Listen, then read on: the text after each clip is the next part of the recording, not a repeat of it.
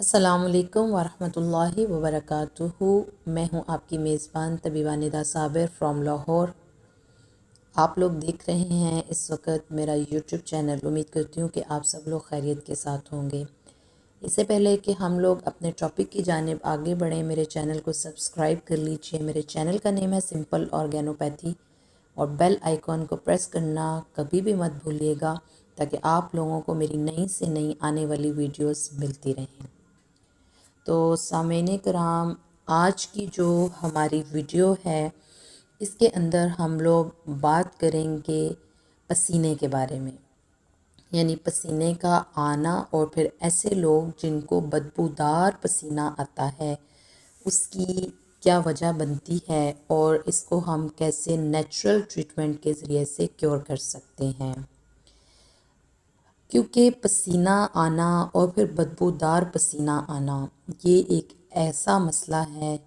جس کی وجہ سے اکثر افراد جو ان سے ہوتے ہیں ان کو شدید شرمندگی سے دوچار ہونا پڑتا ہے۔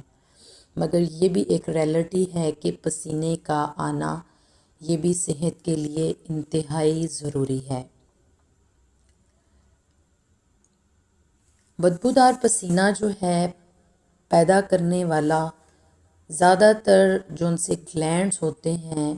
وہ ایپوکرائن گلینڈز ہیں،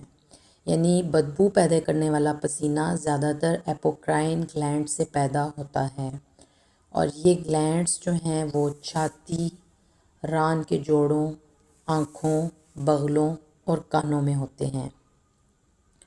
اب قانون مفرد اعضاء کی روشنی میں ہم لوگ بات کرتے ہیں کہ پسینہ جو ہے وہ تو اکثر آتا ہی رہتا ہے،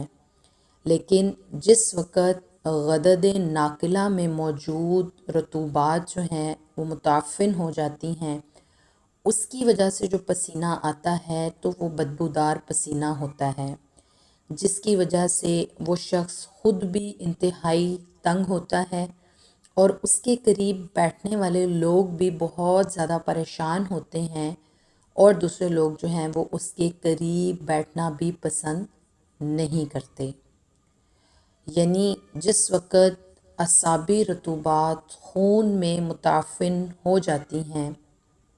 تو جب وہ پسینے کی صورت میں خارج ہوتی ہیں تو ایسے شخص کے جسم سے بدبو آتی ہے، جس کی وجہ سے اس کے ساتھ بیٹھنے والا بھی اس بدبو سے جو ہے وہ تنگ آ جایا کرتا ہے۔ اور قارئین کرام، ناظرین کرام، آپ لوگ یہ بات یاد رکھیے کہ رطوبات میں اس وقت تک تعفن جو ہے وہ پیدا نہیں ہوتا جب تک ان پر گرمی کا اثر نہ ہو جائے۔ یعنی جس مریض کو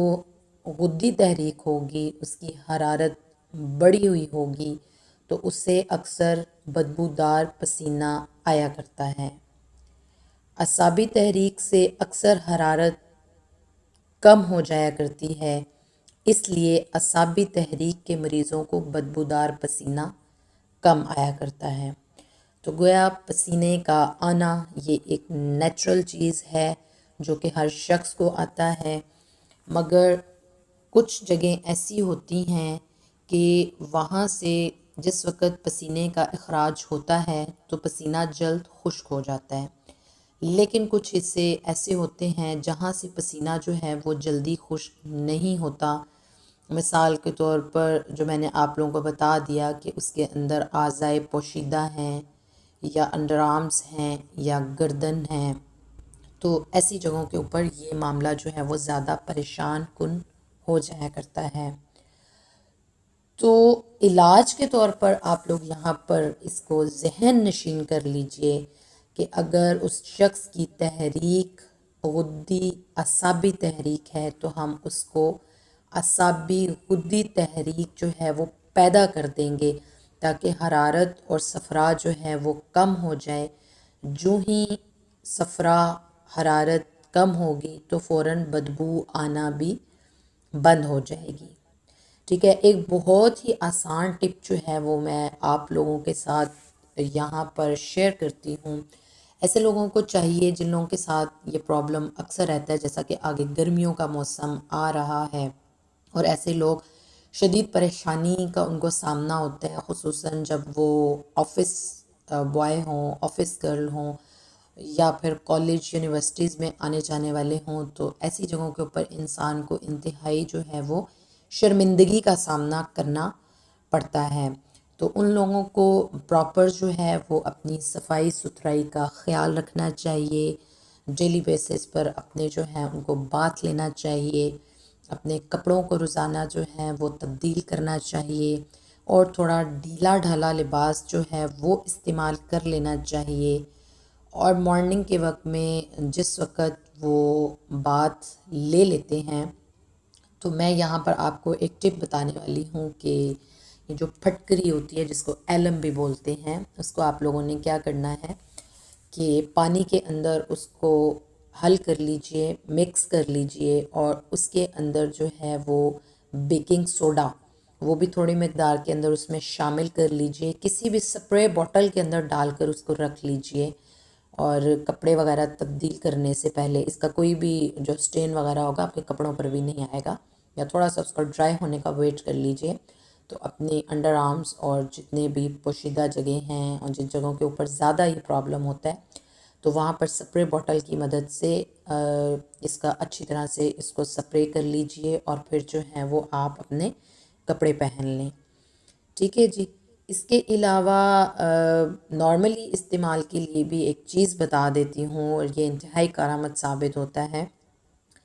کہ چونے کا جو ہے وہ پانی لے لینا ہے تقریباً 5 تولہ، ٹھیک ہے، اور اس کے اندر کافور جو ہوتا ہے وہ صرف 2 ماشا ملانا ہے، اور سندل سفید جو ہے وہ بھی اس کے اندر آدھا تولہ، اور گل سرخ جو ہے وہ بھی اس کے اندر آدھا تولہ، ٹھیک ہے جی۔ چونے کا پانی 5 تولہ، اور سندل سفید آدھا تولہ، کافور 2 ماشا، گل سرخ جو ہے وہ آدھا تولہ، ٹھیک ہے جی۔ آب چنا میں آپ لوگوں نے جو چونے کا پانی لیا ہے، ان تمام تر چیزوں کو اس کے اندر ملا کر، اور جون سی بھی یعنی ایسے پورشنز ہیں جن میں یہ پرابلم رہتا ہے کہ پسینہ آتا ہے اور بدبو کرنے لگ جاتا ہے، وہاں پر اس کو جو ہے وہ اس کا سپرے کیجئے۔ انشاءاللہ آپ اس پریشانی سے چھٹکارا پا لیں گے۔ مزید اچھی سے اچھی ویڈیوز کے لیے میرے چینل کو ضرور سبسکرائب کیجئے گا، بیل آئیکن کو پریس کر لیجئے۔ السلام علیکم ورحمۃ اللہ وبرکاتہ۔